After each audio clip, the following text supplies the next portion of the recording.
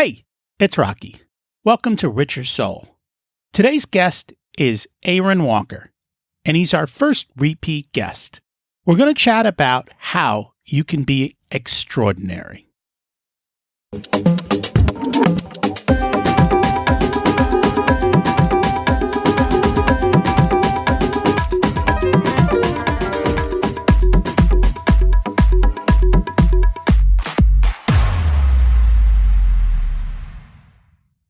Imagine it's 12 months from now, and you've achieved your major life goals. How does it feel to be in the best shape of your life? To wake up energized, excited about the day? To have great relationships and friends who support you and propel you forward? How does it feel to have an excess of money, to be able to make the choices you want? To be fearless and open to trying new adventures? Imagine being connected to the universe and it providing everything you desire. It's possible over time, and your past does not dictate your future. The only thing holding you back from this vision is you. It's time to take control of our thoughts and use them to our advantage. Welcome to Richer Soul, where we achieve our dreams and bring balance to health, wealth, relationships, time, and spirituality. If you have not had a chance to listen to episodes 1 through 9, I encourage you to go back and listen to the framework behind Richer Soul and how to create the life of your dreams. You can also find all the show notes for this episode at richersoul.com. While you're there, you can sign up for a monthly email where I share the best articles I read this month, let you know about upcoming episodes, and share a little wisdom. You can also listen to coaching calls under the Coaching Calls tab. I also share the most interesting articles I read every week on Facebook at facebook.com/Richer Soul. And there's also a Facebook group where you can ask questions and interact with other listeners. Happy New Year! Let's make 2019 the best year ever. What would it mean for you to have an extraordinary year? I'd like to chat about the stock market valuations. First off, I'm not giving investment advice. I'm not licensed and I'm not an expert. And you should not make any changes based on my opinion. What I want to do is bring something to your attention. The stock market goes through cycles. They happen over time, and usually every few years we have a downturn. We have not really experienced a downturn since 2008. Market volatility is also up dramatically. You have to ask yourself, can you weather a storm, and how will you react in a downturn? I've been through many of these before and done well in some and done poorly in others. As a matter of fact, one of my biggest money mistakes was 2008. I don't believe in timing the market, and that's not what I'm talking about. I feel the market is currently at a level that future growth is going to be less likely. And it's going to be slower. We've seen periods like this throughout history. Since I'm older, I am concerned about the sequence of returns risk and going through a downturn during a period of time when I want to spend my retirement savings. For that reason, I'm going to move my money from stocks to the ever so boring CDs, waiting for a more favorable climate. You should not make such decisions without understanding your particular situation and your goals. I would do things differently at other points in my life. I just want to share the conversations I'm having with others, and it's causing us some concerns about the short-term future growth of the stock market. Today's focus is on relationships. The people you surround yourself with can help propel you forward. I'm in a mastermind with Aaron Walker, our guest today, and he has been on the show before. If you want to hear his backstory, check out episode 36 from September 5th, 2017. We're not going to go through his background again. Listen in today as Aaron talks about money, relationships, health, time, and spirituality. All the core values of a richer soul life. See how he lives his life and what we can learn from him. Also listen in for what does it really mean to live a balanced life. I think we get this one wrong. and that's why we struggle with it. A quick background on Aaron. It would be safe to say that Aaron Walker is a veteran entrepreneur, having started over a dozen businesses during his 4-decade journey, has been pretty awesome. Beginning at age 18 years old and selling to a Fortune 500 company just 9 years later set Aaron off on an adventure of a lifetime. The secret sauce for Aaron can clearly be identified with these 4 attributes: grit, authenticity, determination, and perseverance. The glue that holds it all together is his weekly involvement in Iron Sharpens Iron mastermind groups. Aaron started masterminding 20 years ago with Dave Ramsey, Dan Miller, and several other notable Nashvillians. Today, he spends his time with his wife, 2 daughters, and 5 grandkids. Let's meet our guest. Welcome back to Richer Soul, Aaron. It's great to have you join us as our first repeat guest.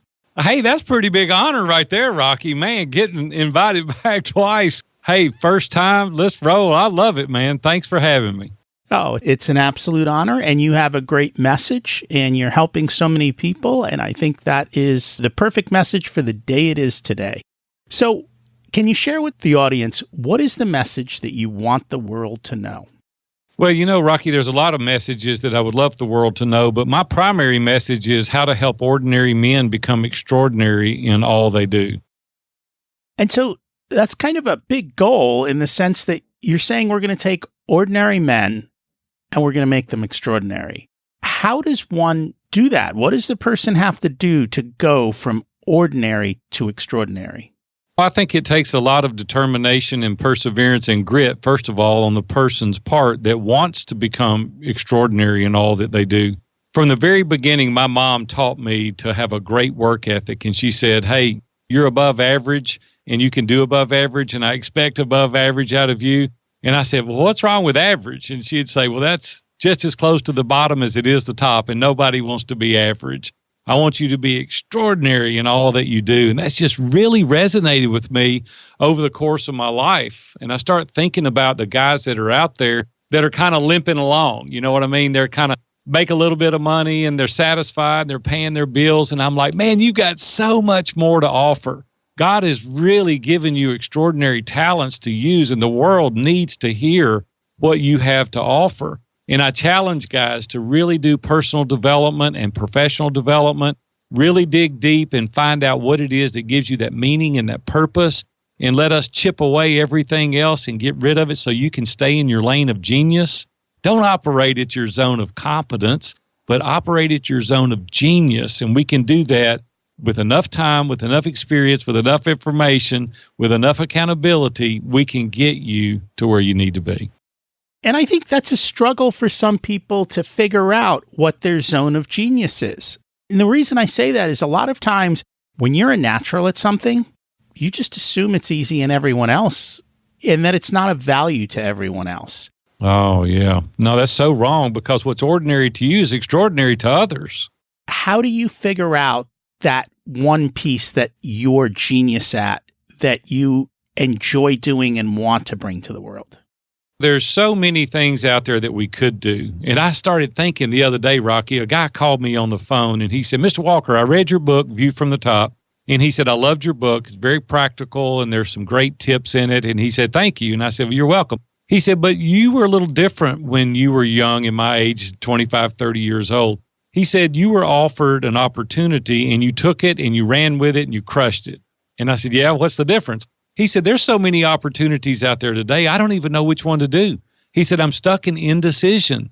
And Rocky, I have to give it to him, man. I started thinking about that, and I deal a lot now with the internet. There are so many opportunities out there. It can get you stuck in indecision if you're not careful, because you can go in any direction. There's so many opportunities out there today. And so we help people find out, first of all, what their why is. Like, why do you even want to do it? If it's just to make money, well, like, you're not going to stay there long, because that is very disingenuous, I think, long term, to just say, I'm going to work just for money, right? The other thing is we help you figure out your purpose. And a lot of people say, well, I'm motivated to do this. I'm not talking about motivation. Motivation is an exhaustible resource. That'll get you there just for a few minutes. But what really gets you in your zone of genius is when you discover what your purpose is. I think that's difficult for people. We've talked about it a lot, and it took me a long time to get clear on that. But I think a lot of people don't even think about that, because when you go through school, no one sits down in school and says, hey, what's your purpose? Why are you here? They say, you're here to do this, go do that. And I think that's part of the struggle there, is answering that question and being challenged to answer that question. The problem is, Rocky, in the way I view it, is most people are living a reactive life, not a proactive life. And a lot of people know this story because they've heard me interview before, and we may have touched on it the last time I was on your show. But back 17 years ago, I was involved in an accident that caused the loss of life of a pedestrian that was crossing the street. And it radically transformed the way I do things today because it shook me at my core. I started thinking about how fragile life was, and I thought, what if I had stepped off the curb that day and gotten hit and killed? What would my legacy have been? And I started really reflecting on the value of life and how fragile and quickly it can be taken from us. And I do not ever want to take life for granted. And so I really started diving deep into finding out, why am I even here? What can I bring of value? How can I be a great steward over what God's entrusted me? How can I encourage and edify and lift up other people? And here's the truth of the matter is, and Zig Ziglar said it best, if you help enough people get what they want, you're going to get all you need. And that is so true. We've got to have that giving mentality and reaching out and helping others accomplish their goals and dreams. Now, that doesn't mean that we can't think about ourselves. That would be foolish to think that we would spend 100% of our time looking outward. But because you're looking outward, the natural reciprocity is people want to be around you. You bring the light. You don't bring the victim mentality and everything is gloom and doom and your glass is half full. But your glass is not half empty, it's half full. That's the mentality you want to bring, is like, hey, I'm an optimist. The things that I look at are great, and what opportunity is out there that's afforded me today. And when you surround yourself with other people and you bring that kind of light, they want to do business with you. They want to buy your products. They want to buy your services. So therefore, you're not only successful in your significant life, but you're successful financially as well.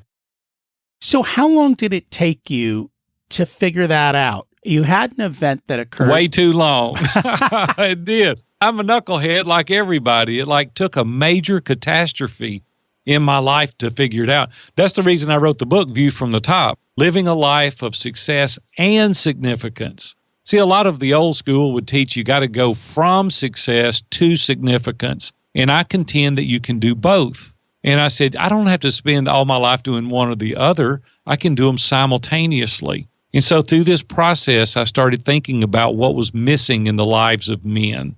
And it was significance. I know so many people, Rocky, that have got money to burn. I mean, money is a non-issue for them. And once they get it, it's kind of like the dog that caught the car. It doesn't know what to do with it. And you're like, man, this didn't scratch the itch like I thought it was going to. And then they try to fill their life with other material possessions. And then they find out that that doesn't scratch the itch either. They make another 100,000, or they start another business, and they only content for a few minutes. The only thing that's going to give you real satisfaction and contentment is when you find that purpose. And once you find that purpose, man, nothing will hold you back from pursuing it.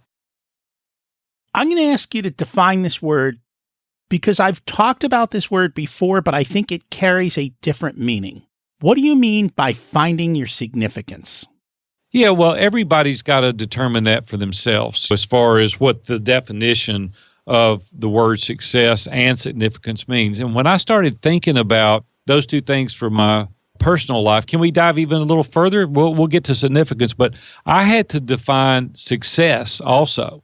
A lot of people say, I want to be successful. And I started thinking about what success even means and what significance means as well. So can I define both of those? Absolutely.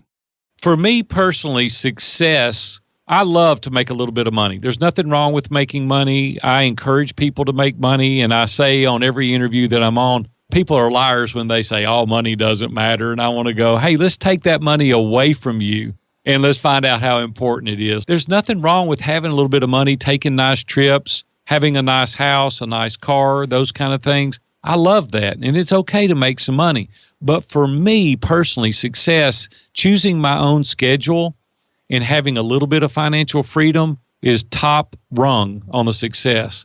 Like I like to get up and go, I just don't think I'm going to work today, or I think I'm going to go to the lake instead of the office. And it is so meaningful to me and impactful to me to be able to, for 40 years now, I thought about this the other day. This is the 40th year I've worked for myself. I've never worked for anybody since I was 18. And I thought it is pretty cool to have your own schedule. Having an engaging family and meaningful relationships, though, are everything. Relationships absolutely mean everything to me. I have a very close family, 2 beautiful daughters, 5 grandkids, a wife of 39 years, and we do everything together. I love that.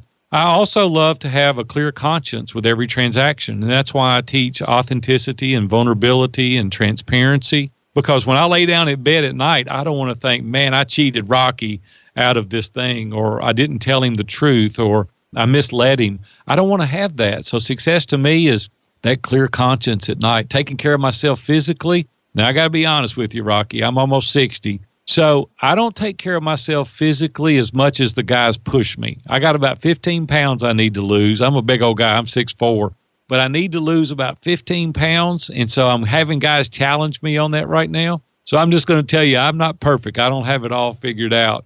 The other thing is learning to be content without being complacent. And I think people really get those two things confused. Learning to be content in your present state, but man, I'm never complacent. I don't want to be complacent. Rocky, you've been around me. I got my pedal to the metal. I'm ready to rock and roll all the time. I love to grow. I think God created us to grow, and I love to grow. I love to have a clear sense of direction. I'm a dreamer. I love to establish goals. I'm a person of faith, so I love trusting in a higher power. I love having meaning and purpose. And at the end of the day, Rocky, from the success side, I want to leave a legacy of wisdom. And those are the things that I've thought about for me, that's what success means. Significance is a whole nother animal. Significance to me is meeting the needs of others. Significance is not about yourself, it's about others. It's learning to fully engage people, listen intently. I tell people, stop waiting your turn to talk and engage people, listen to them. We love to help other people when they can't repay us. And you're like, man, that's a screwed up philosophy. Like you should get something out of everything. No, I love to find the underdog. I love to find the guy that is struggling. And I help him because I know there's nothing he can do for me. That way I know my motivation was pure, right? We all do things to try to get the payback. But man, when you go out of your way to do things for people that can't help you, you know your motivation is pure. People tell me all the time, man, Big A, if I had a little bit of money like you do and time, I would go out there and help others too, but it's not convenient for me. Well, Rocky, who's not busy? I mean, we're all maxed out. We're redlining every day. But when I take off, when it's not convenient and help people, I know I really care about them. The other thing that's really helped us build 12 businesses is that we give above the minimal requirements. Most people just do things, barely get by, give just what you have to in order to get paid. And I teach our staff, hey, give above the minimal requirements. I love to give because I want to, not because you should. I love to place personal wants and desires aside of mine for the benefit of other people. I love to prioritize my goals with other people in mind. I love to delay gratification for the greater advancement for others. And here's the last thing for me in significance that's important. Having the foresight to invest long term so that potentially we could impact generations to come. Thank you for clarifying that, because I've talked about the word significance in the past, and the significance was more related to status. And you absolutely are not talking about status. You're talking about contribution and giving back. 100%. And that's why I wanted to clarify that, so people were clear with exactly what that meant. I know you have done a phenomenal job of building relationships. How have you been able to build relationships with successful people who are out there? And from their point of view, what are successful people looking for in people who they want to build relationships with? Yeah, great question. That's a great question. I have been blessed to build some amazing relationships over the course of 40 years. I'm a very long-range thinker. Most people are short-sighted. Most people are like trying to get something today. And I'm like, man, that's not the way you do it. You got to plant the seeds. I go to a lot of conferences and I want to speak at a lot of conferences. And so I start early on investigating different conferences and looking at them and deciding ones I want to go to. And I do. If I like them, I'll start following the organizer of the event. And I'll read his stuff, read his blogs, read his books, and then I'll start promoting that person. And I did it. I'll give you an example. Social media marketing world, Michael Stelzner. 5 years ago, he didn't even know I existed. He didn't even know I was out there. And went to his conference out in San Diego and fell in love with it. Very, very well done, quality speakers. So I went the next year and I stood out front, started doing Facebook Lives between the event speakers. And I would come back in and post and I'd say how great they were. And I'd start reading Michael's blogs and really promoting social media marketing. Well, the following year, after 2 years of doing that, John Lee Dumas with Entrepreneur on Fire called me and he said, hey, Big A, he said, would you love to do a panel with me at Social Marketing Media World? And I said, yeah, man, that'd be great. I'd love to do that. So I did it. Same thing. Started promoting, kept promoting on Facebook, on Twitter, on LinkedIn.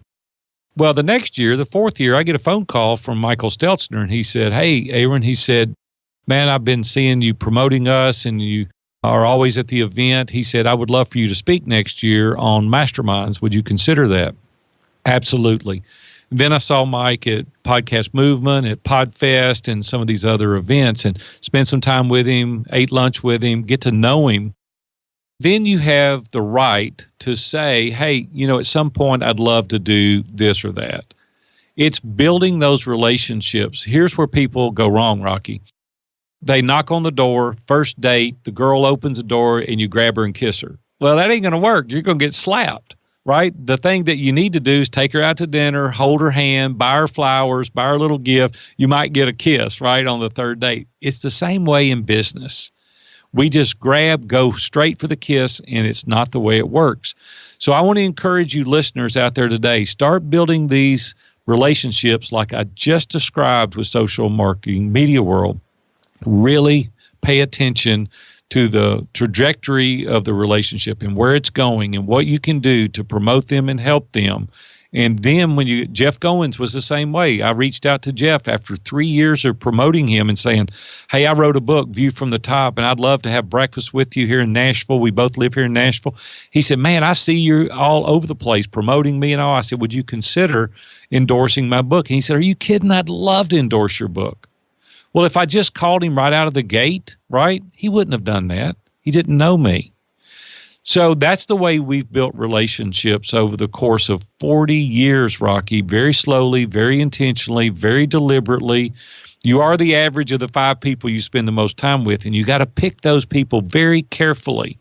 And I want to encourage you today, people that are listening to this interview, choose the people that you want to engage with and start following them and doing these tactics that I'm talking about, and it'll pay huge dividends.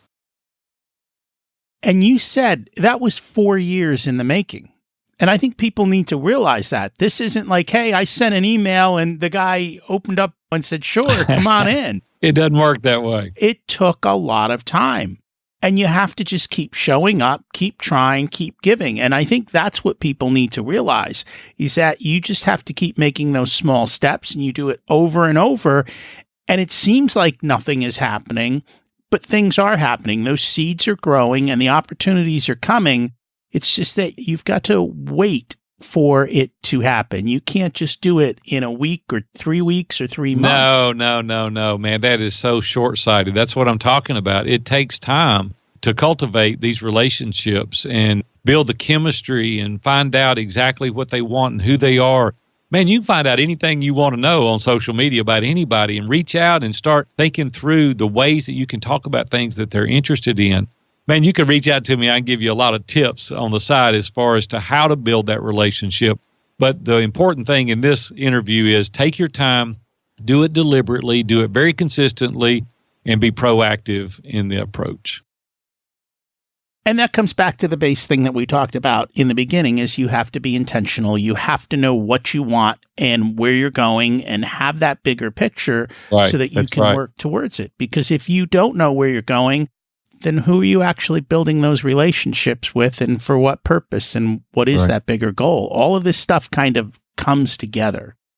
Rocky, the bigger thing, too, is people have got to know you're genuine. They can see you blowing smoke a mile away. And if they detect in any way that you're doing it just to get close to them, to get something out of it, they're going to turn you off in a New York second. You ask also, what do people that are wealthy, that have big platforms, what are they looking for? They're looking for authenticity. They're looking for vulnerability. They're looking for transparency. Don't be starstruck around these people. And oftentimes, let me tell you some things not to do. I go to these conferences all the time, and people go straight up to all these people with big platforms, and they go, hey, can we take a selfie? Yeah, sure, we'll take a selfie, and take a selfie. And they go straight out there, and they post it on Facebook, and they say, hey, meet my friend, Rocky. And you're like, is that really what you wanted? I mean, is that the depth of relationship that you want? People like that want you to come up and say, hey, man, listen, I think I can even help you in some areas related to whatever area of expertise that you're working in. They don't want you to be all starstruck, and they don't want you to just take a selfie and post it on Facebook. They want a real conversation. They want to know also how your platform can benefit them. They want to see that you're intellectual, that you can carry on a conversation, that you can stand there and stand toe-to-toe with them. And so I would just encourage you not to be starstruck, but to carry on an intelligent conversation.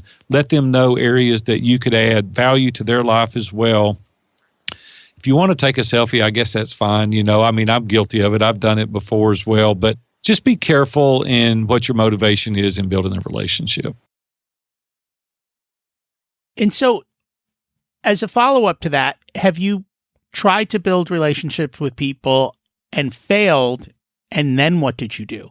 Sure. No, absolutely. Well, Seth Godin, I reached out to him about 4 years ago, 3.5, 4 years ago, and I wanted him to endorse my book. And I sent him the book, and I said, hey, I know you're a great thought leader, and this is a book, and if you think that you might have an interest, read it. If it's of benefit and you think it's of value, if you would consider at all giving an endorsement. And he sent it back immediately and said, no. He said, I don't have time to read it, Aaron. I'm sure it's a good book, but I don't have time. I'm working on some other things. Well, I don't take no lightly. To me, no just means no for today. Like, I keep on nurturing the relationship until I know it's gone. So I did. So a couple of years later, I wrote another book called The Mastermind Blueprint. I teach people how to build masterminds. And I thought, man, he's a big mastermind advocate. So I sent him the book, and 48 hours, I get a response back. Aaron, I love this book. He said, it's amazing. And he gave me a glowing recommendation, and it's on the front cover of the book today. So if you get turned down, that's okay. It's nothing personal. What if I had taken it personal? What if I thought, well, Seth turned me down, and there's no way that he's ever going to do anything for me again. He must not like me, or the book wasn't any good. Is no. I mean, you got to be the weeble wobble doll. If somebody hits you, you got to come right back. You got to stand right back. Now, don't be crazy and go after it and just be obnoxious. But if they say no, you need to go back again. You need to go back, keep nurturing that relationship. Many, many times I've been told no, and I keep nurturing the relationship, figuring out a way that we can do things together. And then finally, if they just do not want to do business for whatever reason, or they don't want a relationship, then move on. There's 7 billion people out there. It's a big, big world. And if you just know that you're done, then move on. And that's correct. My daughter's actually met Seth a couple of times. He's amazing. I love that guy. He is amazing. He just came out with a new book, and she just like, Dad, I want this book. All right, order it. Go for it. It's on marketing. And he does an amazing work in that sphere. Yeah, he's incredible. So as we're talking about building relationships, one thing that I know you can probably touch on, and it probably has more to do with overcoming ourselves, but it's pride and ego. And I think it holds so many of us back. Man, Rocky, we don't have to talk about that, do we? It's one of my biggest Achilles heels, my ego. Man, I have to fight that all the time. And here you go. Now you've gone to meddling. Ego is something that most of us deal with, just to be quite honestly. We want people to think highly of us, and we want people to see us, and we just all have egos. And I've had to temper mine over the years, and it's difficult. I mean, it is. That pride rises its head up, and ego jumps out there. And Ryan Holiday wrote a great book called Ego is the Enemy. And man, do I recommend it highly to anybody that's struggling with that. It's a biblical principle also. We're supposed to let other people praise us, and we're not supposed to praise ourselves. And I would just simply say, get Ryan Holiday's book on this particular topic, Ego is the Enemy, and I think it'll serve you well. And so you've mentioned God a couple of times throughout this conversation. How does God play into your life, and how important is it to you?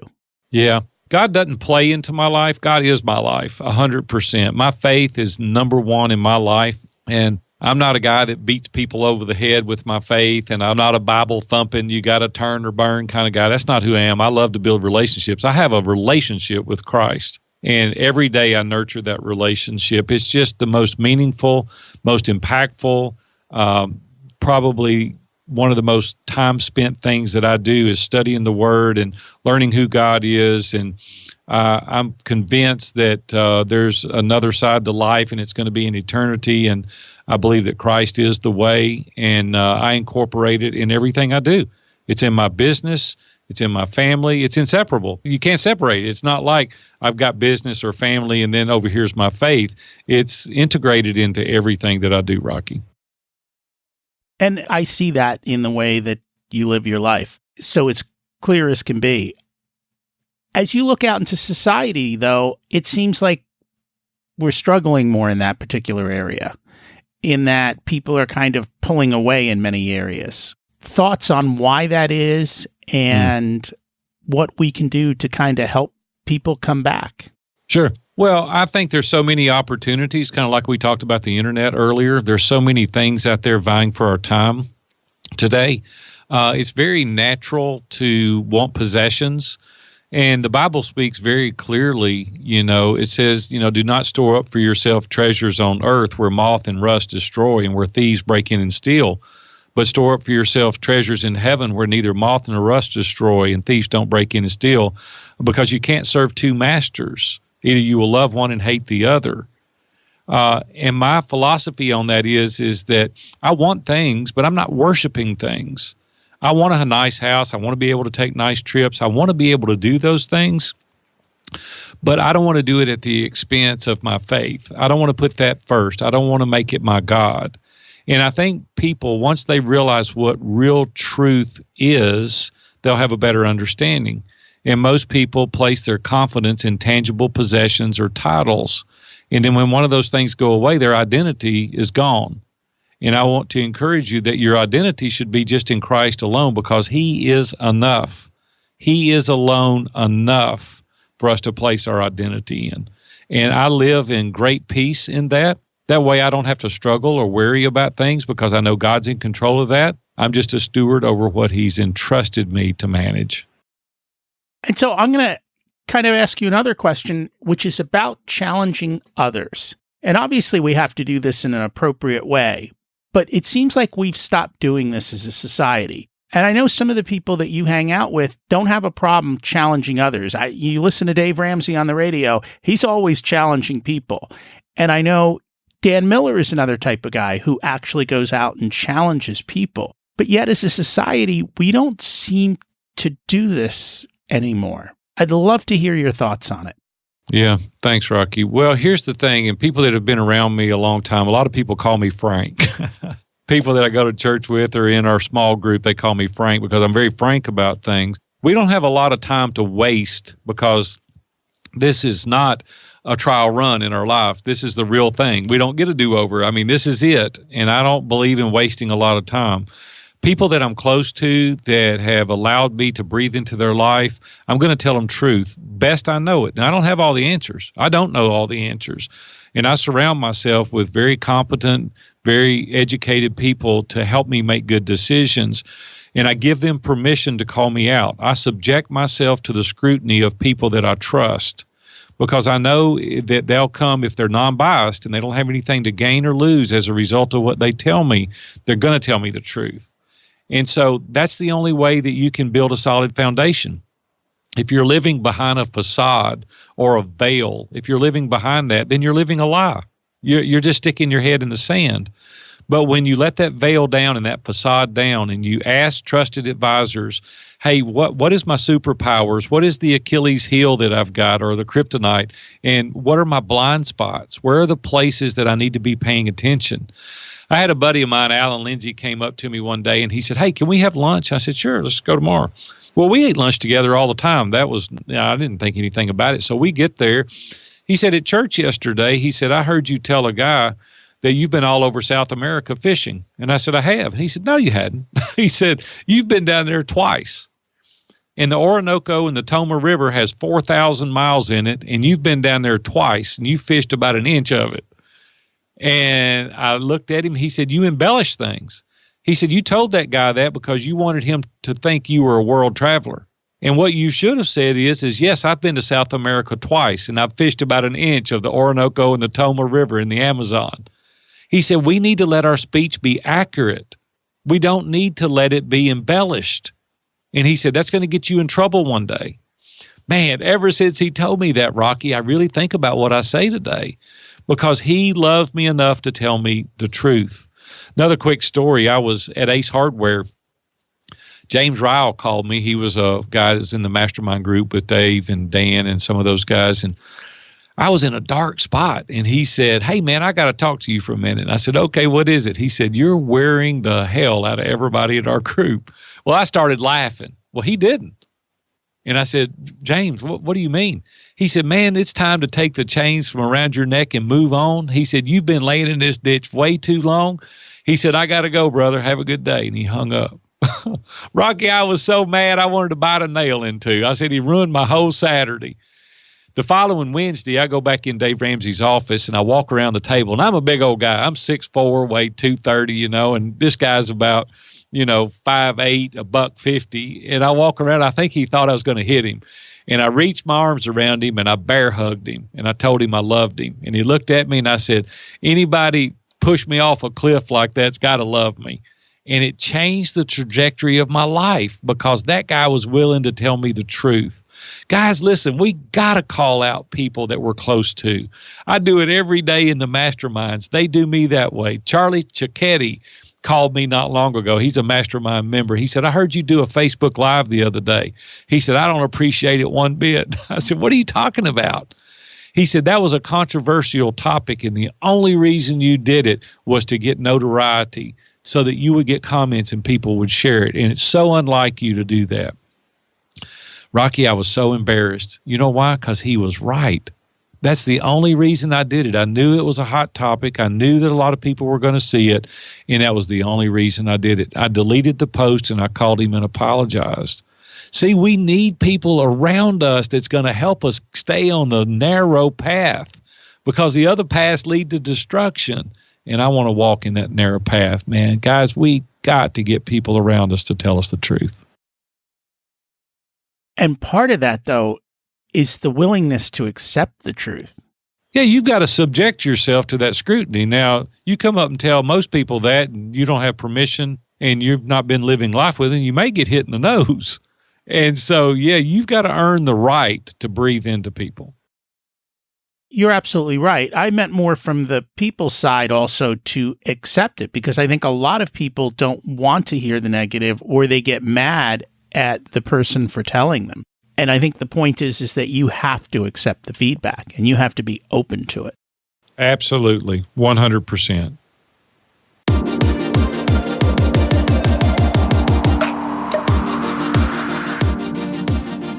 We will be back to the show in a moment. Another year just passed by, and we are ready to embark on 2019. I'm thankful that I've been working with Big A, and it's helped to ensure that this year will be awesome. What about you?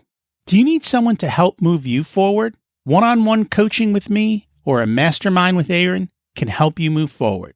We all need help to get ahead. Who are you putting on your team to build the life you deserve? Taking no action creates a far worse outcome in life than trying something and failing. That's what we're covering in this episode. A quick email and a short no-obligation call can help get you started.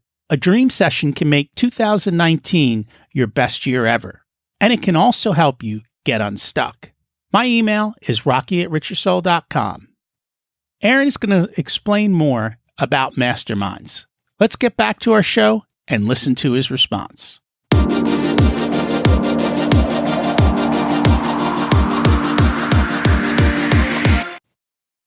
And so you've written books on this, you talk about this, you run a lot of masterminds. Can you briefly share what a mastermind is? The audience should know, but I always like to have everyone define it again. Yeah, it's a great question. And then tell us how that helps people. Well, masterminds are simply, it goes back. Somebody asked me when the first mastermind was. And I said, well, it was Jesus and the 12 disciples. It goes way back. He surrounded himself with people that he poured his life into. Carnegie was a great example. He attributed to the majority of his wealth to his mastermind group. I mean, the list goes on and on of very wealthy, very, very successful people because they realize that they don't have all the answers. They don't want to be blindsided with things. And so they surround themselves with people that can help them overcome obstacles and help them reach their goals. They're challenged. They have accountability.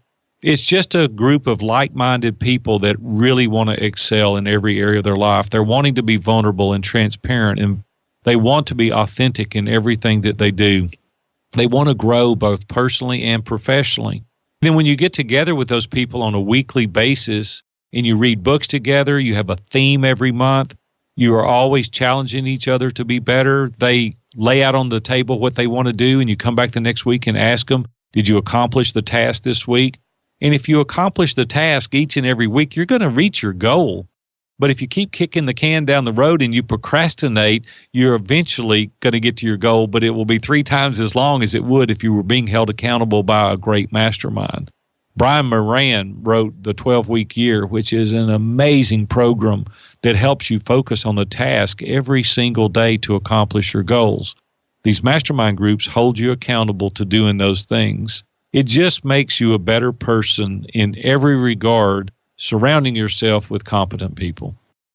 That's an important thing, right? You are the average of the 5 people you surround yourself with. If you surround yourself with great people, the chances are, just because you're there, you're going to start doing greater than you expected or that you imagined, because the people you're around are pushing you to new limits. Absolutely. Always. And I love to be pushed. I love to be challenged, and I love to be pushed. I don't know that everyone loves that. I know I love that, but I always think I'm an oddity in that. Right. Well, everybody doesn't love it, and that's why everybody's not in these mastermind groups. No question about it. This is not for everybody, and our groups are not for the faint at heart. Our groups are for, like, the Marines. It's people that want to get in the trenches. They want to be told. They want to be helped. A lot of people's personality won't take that well. But the other side of it is a lot of people are arrogant, cocky, and condescending, and they just don't want to be told what to do. They want to live their life the way they want to live it.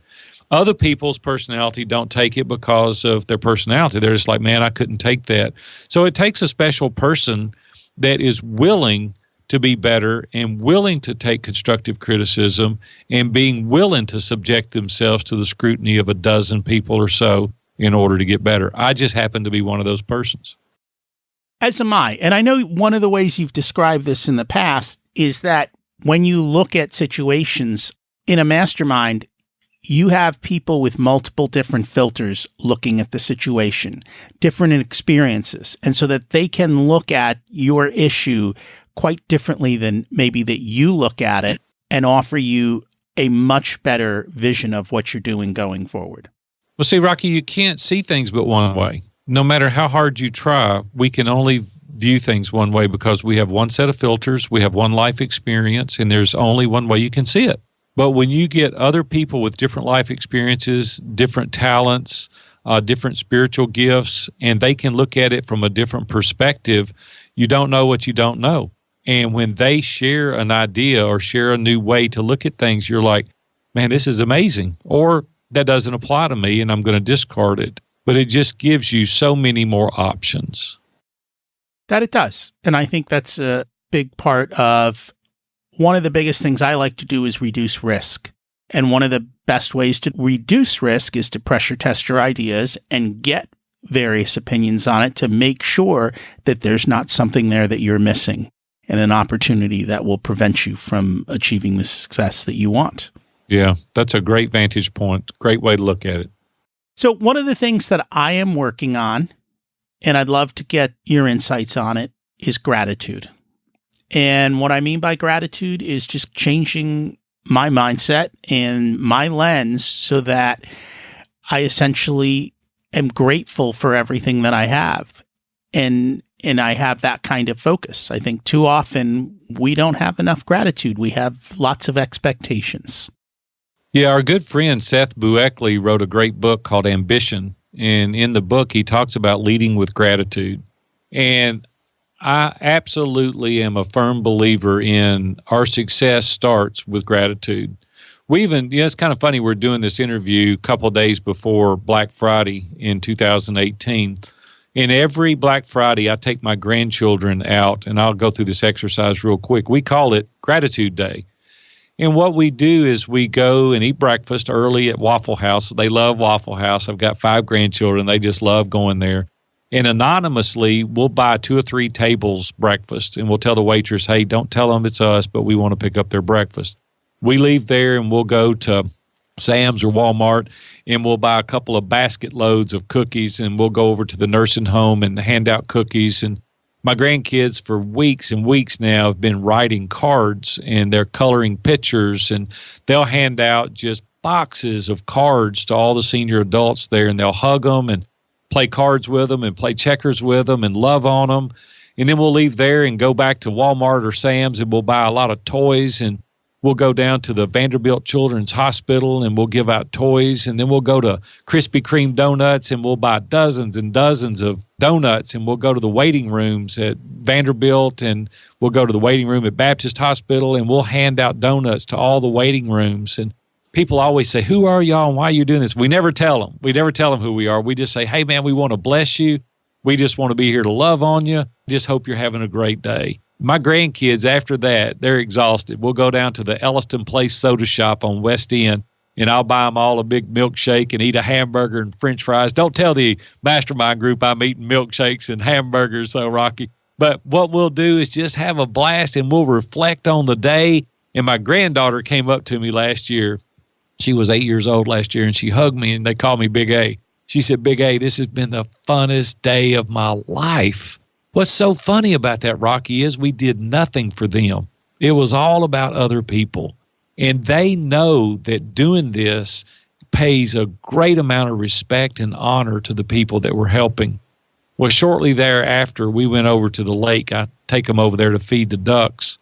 We stopped by the dollar store and bought 2 loaves of bread, and we tear the little pieces and feed the ducks. Well, I was feeding the ducks, and I turned around and looked, and my granddaughter was gone. I said, oh, my Lord, somebody got her. Where'd she go? And I looked. She was out with the other children over to the side that didn't have any bread, and she was handing the bread out to all the kids. And she came back over, and I said, what were you doing? She said, Big A, they didn't have any bread, and I want everybody to feed the ducks. Well, see, if we don't teach people to be generous, they don't do that kind of stuff. Man, I am so grateful in my heart. And we want to share that gratitude with other people. And that's why we go through these exercises. And that just sounds absolutely amazing. And I think that's what people don't realize. I think people think that happiness comes from buying more stuff. The reality is happiness comes from giving away stuff and giving away things to other people, especially those who don't have it. Rocky, I've been so blessed with stuff. You know what I'm saying? I mean, we did okay early on, and we bought the big house. There's nothing wrong with a big house. I like a big house. And we bought cars and a place on the beach and taking trips everywhere. And that's nice. And it's fun. And I'm not discrediting it at all. I mean, it's nice to do that. But man, you start impacting the lives of other people. And one day they're going to come up and they're going to go, man, my life was better as a result of having known you. I'm a better husband now, or a better dad, or I've stopped doing this or that was wrong. And it's because of your influence. It's because of your impact. Man, where is the legacy going to be? Do you want your legacy to be, Rocky had a great big house, or Rocky changed my life? What do you want your legacy to be? And I just want to encourage you guys, be very successful, but simultaneously be significant. And that's very true. I applaud you for doing that, and I know you walk the talk, which a lot of people don't. And so I think that's also very important. I think one of the biggest issues people come up with is they look at somebody like you and say, well, he could do it. It was easy for him. Has it always been easy, or have there been struggles? And you see a lot of other successful business people. Do they all struggle, or is it easy? No, nothing's easy. I'm saying it's always a struggle. People say to me all the time, because I do these interviews, and when I say this, there's going to be some pushback. Even on this show, there's going to be some pushback. But people say, yeah, Big A, if I had your money and time, I would be given that also. And I go, no, you wouldn't. And the reason is money magnifies what's in the heart. It doesn't change it. You would just be a bigger whatever you are. And I would encourage you today to start thinking about being a giver regularly, percentage-wise, based on what you have. And then you will grow into loving it more, and you'll do more. Hold your money with an open hand, not with a clenched fist. God can't put any more money in your fist if it's clenched, and nobody can take any of it out. I believe in being a steward over what God's entrusted us. I believe in sharing and showing gratitude and having an abundance mindset, not a fixed mindset. And what is so cool is, seems like for me, my entire life, the more I give away, the more I get back. And it's just the practical application to everybody is to be generous. And I want to encourage your listeners today to start today small, giving a percentage away of what you've got, and you watch what happens. And that's very true. We've got some guys who've been on, and I also enjoy doing this, is when you go through the line at the coffee store, is just to leave money to buy the next couple people coffee. And you don't even know who they are because you're long gone. But I tell you, it surely brightens up your morning knowing that you just did something for the sake of doing good, not with any expectation of return at all. I'll tell you a real quick story. I won't keep you all day. I know you're limited on time, but let me tell you a quick story. So a few months ago, I was in Starbucks, and I do this every time I go to Starbucks. It's just kind of what I like to do. I always like to pick up somebody in front of me or behind me. And so I'm in there, and there's this lady 2 people ahead. And this lady is asking a million questions. It's 7 o'clock in the morning. And I'm like, lady, this is Starbucks. Their menu hadn't changed since it started. Just order some. That's what I'm thinking. I'm getting ill. And so finally she leaves. And I'm like, oh my gosh, I hadn't had any coffee. I need some coffee. Well, the guy in front of me is standing there, and he orders, and I tap him on the shoulder. And I said, hey, man, get whatever you want. I'm going to buy it. And he goes, why? I said, I just want to bless you. And he goes, why? I said, because I just want to. And he goes, no, the truth.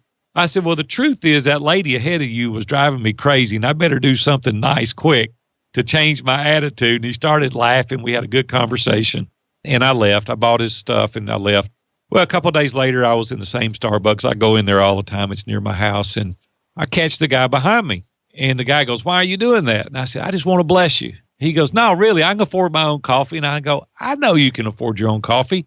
I just want to bless you. And he goes, that is so cool. So I get my coffee, and I start walking out the door, and I hear the guy tell the guy at the register, hey, I got the 3 people behind me. And I'm like, yes, that's what it's about right there. See, it's contagious. When you start doing this stuff, people around you start doing it as well. We had one guy did Gratitude Day, and he called me. He said, I stood at the Starbucks last Gratitude Day, which was Black Friday, after he heard me talking about it. He said, and everybody came through, I bought their meal. I just stood at the window buying their meal. This guy had plenty of money, and it wasn't an issue for him. Buying everybody's. You know what the people did? The people in the cars got out and started giving money to the other people to buy theirs. He said it was a fiasco. He said everybody was buying everybody's meal. And see, if he hadn't started it, nobody else would have done it. And that's the reason, man, I'm just telling you, it is such a fun way to live your life. If you don't have money to do it, do something nice for people. Donate your time. Go sit and help people and help the elderly, or go spend time raking leaves. You can give of yourself if you don't have money. Just start giving. And so that comes back to the thing. The people you surround yourself with have dramatic impact on you. And in this case, literally, a stranger is having dramatic impact on the people around them in a coffee shop or a restaurant. So it kind of works both ways. You've also got to create the impact you want to see in the world and start changing the people around you, whether you know them or not. And that's really cool. So this episode is going to actually release on January 1st, 2019, New Year's Day. The New Year's Day, man. Let's go. New You can Year's start Day. out being a giver on January 1. So here's the question, right? Most people have goals on January 1st, and sometime in that month of January, they all disappear. How do we get people to achieve their goals on December 31st that they set out on January 1st? Well, here's the thing. You need accountability. First and foremost, no question about it, hands down. You can't do this alone. I'm just telling you, I'm almost 60 years old, and I'm a testament to say we are designed to be in community. You've got to have people around you and asking you. The next thing, and I've already mentioned it in this interview, the 12-week year by Brian Moran. You want to start out your new year a home run. Order today Brian Moran's The 12-Week Year. Implement that strategy. Get you a weekly accountability group to help you accomplish your task. And I guarantee you, I promise you, if you'll do that, you'll do twice as much next year as you did this past year if you'll implement that strategy. And having accountability certainly helps. And so one of the easiest ways to do that is to put it on social media. So you can even say, if you want to lose 15 pounds, you get on social media, make the post, and challenge people to question you every week. And people will love poking at you every week, going, did you do it? They will. That's the best way to get it done, is to make it known by everybody. And if you're any person at all, you're going to accomplish it because you don't want to eat crow, right? And so you're going to do it. So I haven't read the 12-week year, but I have heard a tremendous amount about it. And we've had guests on in addition who've talked about it. And I think the struggle that I come up with is, what is the one or two things that I really need to focus on in the next 12 weeks? And sometimes it's easy to decide that, but other times it's hard to pick what that one or two things is that you want to focus on. How do you create the clarity to do that? Well, that's the hardest thing, Rocky, just to be honest with you, because there's so many different things that you can choose. And what I suggest is you get a Google Doc and you write down all the things that you want to accomplish in 2019. And then you prioritize those things in blocks of 2. So no more than 8 major things that you want to accomplish is what I recommend, because if it's more than that, you're probably not going to get it done. And I would be thrilled to have 8 major projects completed, 1 personal, 1 professional, every single 12 weeks. And our business has grown year after year, 20 to 40% annually as a result of implementing the strategy. You start growing 20 to 40% a year over a long period of time, you're going to be very, very successful. You need to be an inch wide and a mile deep. Most people are an inch deep and a mile wide. They're doing 15 things halfway, and you just need to be really good. The riches are in the niches, and there is nothing more accurate than that. I promise you that if you really focus on 2 or 3 things, you can make a lot more money and a lot more impact in your community. And that's very true. I struggle with this one tremendously.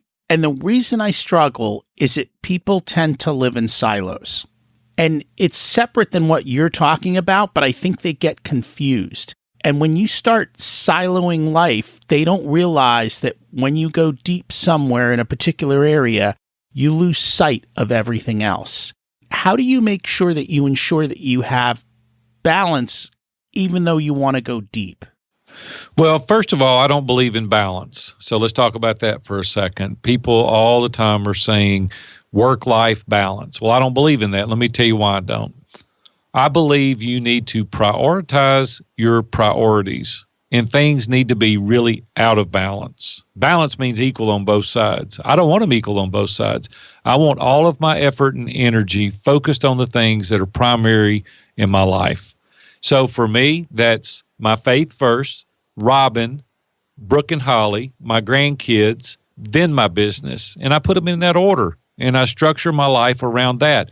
That's very out of balance because there's many things that I say no to. If you want a successful 2019, learn to say no a lot. That's one thing I implemented in 2018. I started saying no to a lot of things. That's helping to open up my schedule. I've struggled with this word balance because we do need to define it better. And I think that's the problem. Everyone looks at balance as a scale where both sides are equal. And that is not, as you said, that to me is not what I mean by balance. What I mean by balance is you've defined for you what your balance is. And in your case, it's clear. You've said, these are the things that are my priorities. Right. And then you actually spend your time doing them. That to me is balance. So if these are your top priorities and you're spending your time doing them, you're in balance for you. And your balance may be very different than everyone else's. As a matter of fact, everyone is going to have their own unique balance because we each have our own unique desires and dreams. But the point is, whatever those are, be in balance to what you say you're going to do. And that's what I mean by balance. That's a great way to structure it. Thank you for clarifying. That's awesome. So we've talked about a lot of different topics. Is there anything else that you would like to share message-wise with the audience that they should know for this year? Just in closing, I would just say a couple of things. I've lived my life with two mantras. My mom, when I was a child, would always say, can't, couldn't do it, and could did it all. Rocky, she would never let us say the word can't. She would say, you might not be able to do it, but you're going to try. And she instilled in me a positive mental attitude. She helped push me through those upper limit challenges. Unbeknownst to her at the time, she was building a great amount of self-confidence and self-esteem. And so I've lived by that principle. The other thing is people are afraid. They're always scared of something. And the second life mantra for me is fear missing an opportunity more than you fear failure. And if you develop a mindset of I can do this and you're not afraid to fail at something, I want to encourage you that success is just around the corner. So develop a great mindset, forget the failure aspect of it, and you too will succeed. And I tell people it's a lot more regretful to not try than to try and fail. That's failure to me, right? That's failure, is in not right. trying, not right? Trying. Not trying. That's really the failure. So go try. And essentially, and we would say that on the soccer field, it says, today we're either going to win or we're going to learn. And that's kind of what life is. You go out and you're either successful or you learn.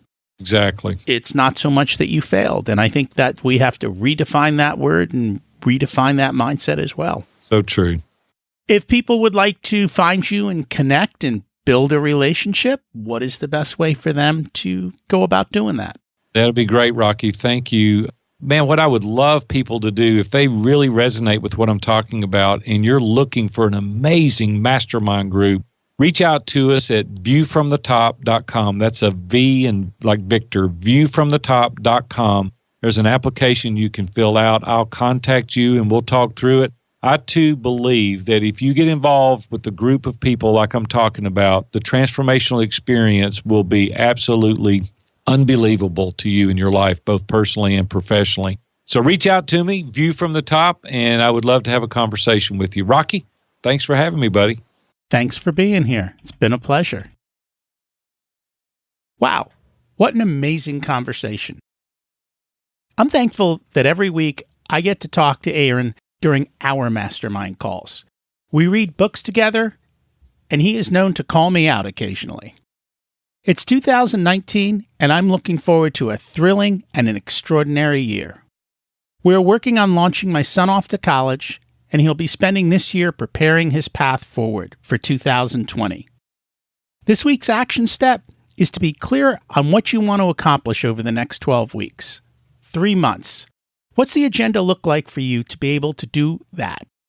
Write it out so you can execute instead of thinking about what's the next step. Did you hear about building relationships and how long it takes? I've heard from others on this topic, and they spend years cultivating relationships. It's not something that happens overnight.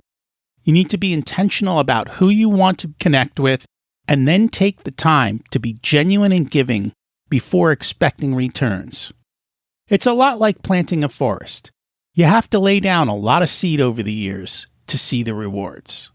If you're still listening, you must have liked this episode. So please share it with a few friends. I'd appreciate that. And it does help you build relationships.